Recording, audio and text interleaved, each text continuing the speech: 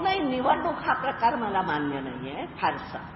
कारण दुसरा पर्याय नाही म्हणून मी उभी राहिले, हे मी पुन्हा पुन्हा सांगते. कारण कारण कारण असं आहे की निवडणूक आली की अनेक बऱ्या वाईट गोष्टी येतात आणि मला निवडून द्या हे लेखकांनी सांगणं हे मला तितपत योग्य वाटत नाही.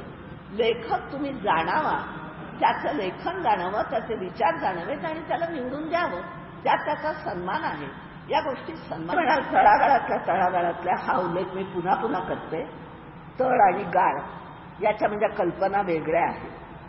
तळागाळातल्या म्हणजे जो अधिकार मिळवून मोठ्या पदावर पोचलाय त्याला मी दलित समजत नाही.